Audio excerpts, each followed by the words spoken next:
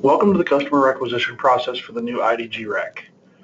In this session, we will be covering stock requisitions, non-stock requisitions, including the integration of idgsupply.com, also known as the Black Book, and some additional reporting features available from the requisition screen. To get started, enter your username and password and select Login.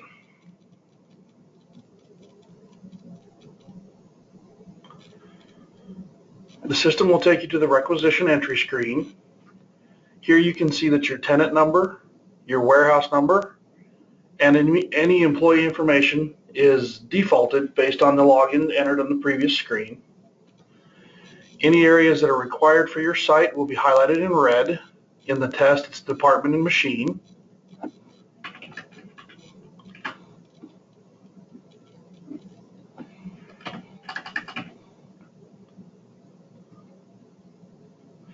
And any additional information you need to add, as in project, work order, delivered to, phone number, and any notes.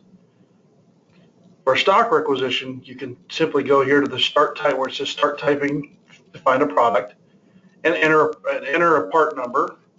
A description will also bring up parts as well, so you can enter the word glove. And it'll bring up a supply of different gloves. Select the one you're looking for.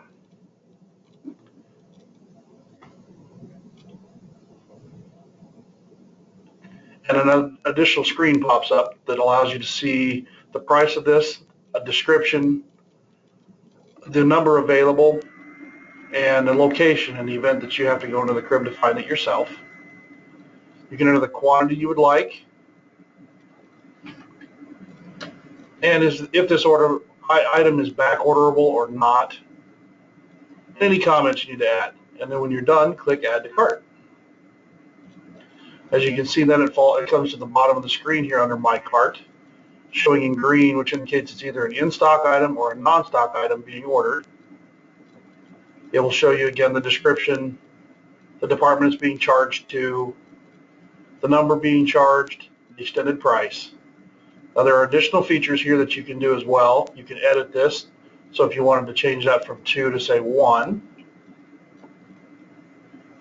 you can click the edit button and hit Update Cart.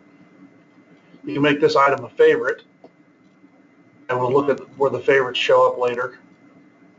And you can also remove the line from the requisition. Let's say you selected the wrong item, you can delete the item. You can also cancel the requisition altogether. You can save this, so if it's part of a larger order and you get interrupted during the entry of the order, you can save it and come back to it later. And you can also submit it. Once you submit it, it goes through the process of getting the item issued out.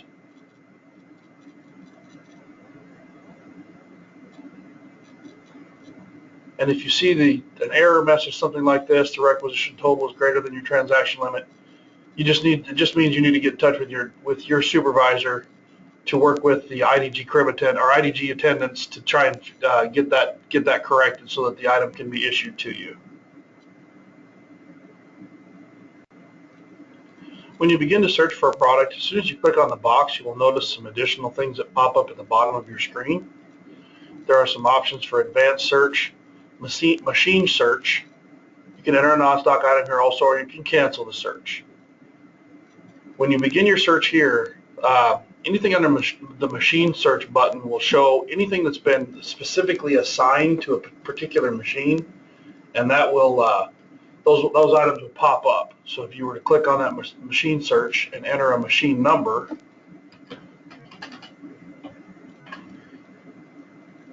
any items that have been assigned to this machine number would actually show up right here.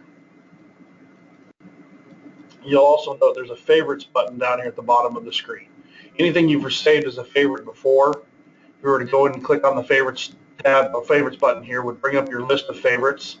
These items would probably be something that you buy on a fairly regular basis so that you don't have to go search for them as long. But as for instance, we put the glove in here earlier, so if you find this glove, you need to get it again, you can just highlight that one and click, or just go over here and hit Add to Cart, and it'll bring up the screen to allow you to select how many you want, and again, click Add to Cart, and it'll put that into your cart. The process for entering a non-stock requisition is fairly similar. You would go to the search box, click into it, and you'll note enter a non-stock item. When you click that, that'll bring up an additional box for you to fill in the details of the order. Anything highlighted in red must be completed in some fashion. So let's say we're looking for a product number 1234, and it is a welding glove. Any other description that doesn't fit in the first field can go here. We want 10 pairs of those. And you can change this to pair. As you can see, there's quite a few different descriptions in here. And if you know the last price paid, so for instance, this is an item you've ordered before, if you know what the last price paid for that was, you can enter that here. Or if you have a price from a source, say an internet website or something, or a catalog, you can enter that price as well, and any comments you need to add. Then you would click Add to Cart, and as you can see, this becomes a non-stock item at the bottom of the screen. With some of the similar options as well, you can edit the line if you need to, or delete it. Again, delete the whole order with the cancel button. You can save this and come back to it later, or you can submit it. Once you submit that item, again, it creates a path for approval and then ultimately being fulfilled by the IDG personnel on site.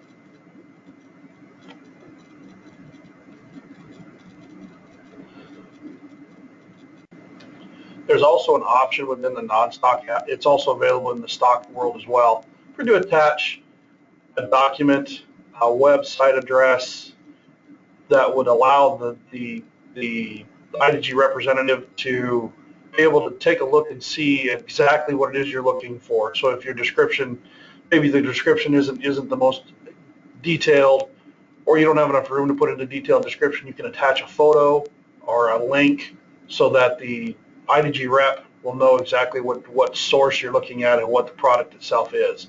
So you can attach that here. When you click done, it'll attach it to the document. You hit submit, and it'll be attached with that document as it goes through the process. Another thing I'd like to mention at this point is the advent of the IDG rep or IDGsupply.com options here. As you can see, when you start typing in a description, on the left, it brings up all the items that are stocked in your crib. On the right, under more choices, these are all items that are going to be available through the IDG.com or the Black Book, and that you can select and order just right off the screen instead of having to do an extra step and find them. And as you can see, it attaches a picture, a description, a price, as well as gives you some additional information, the opportunity to order as many as you need, and enter comments and hit add to cart. Once you hit add to cart, it adds that item to your order as a non-stock item to be ordered and through the normal process.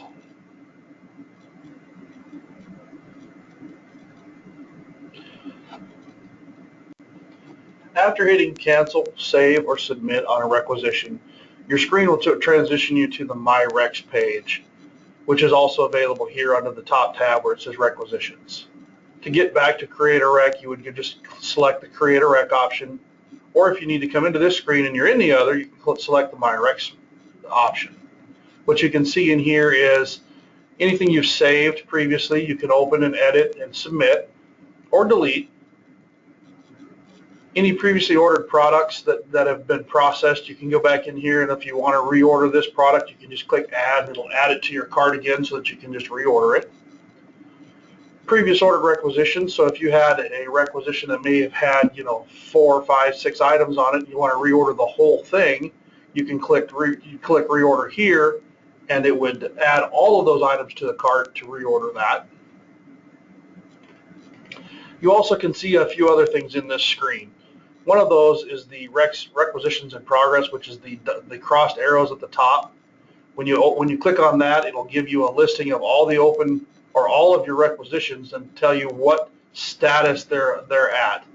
Under review by supervisor generally means it was something that was beyond your approval limit and is under review by your supervisor, so you know who to talk to follow up with. Under review, excuse me, under review by the buyer means that it's the IDG buyer on site. You'd want to talk to that person to find out what the status of it is. You can also see at the top there's a mailbox that looks like it's got the envelope on it.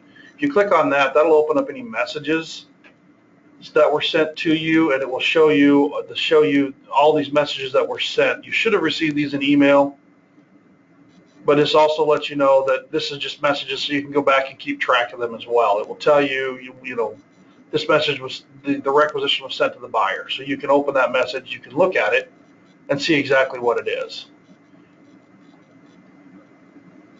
You can also mark these as read or unread and delete them from this screen. So if you're trying to keep track of, if your requisition is completely fulfilled, you're done with it, you can probably delete the message so that you don't have as many things in this mailbox. And the last piece we want to show you today is under the My Account drop-down box. If you click on that box, this is one where you can go to log out. A couple of other things you can do in here is to change your current password.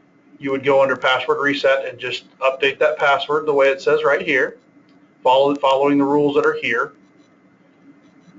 Once you enter that new password and confirm it, click reset password. That becomes your new IDG REQ password. You can also set some preferences in here. Under the preferences, you can set your default delivered to location. So if you've got a desk you want it delivered to, or a particular spot on the plant, you can put that in there. You can also put in a phone number that we'll use to contact you if we have any questions. You also have information to the right about yourself, about the user, which would tell you your name, your username, the email that any email is being sent to. So if for some reason you're not receiving messages, you can check here and let the IDG representative know if there's an issue with that. Also, what you can see here is your daily limits, your non-stock limits, your stock limits, the amount you've actually purchased to the month, to the day is listed here as well, along with those limits. If there's any question about any of those, you would want to address that probably with your supervisor to make sure that your limits are set correctly, and then get with the IDG representative to get that fixed. Thank you for your time. If you have any further questions, please feel free to contact your IDG site manager or your IDG site representatives. Thank you.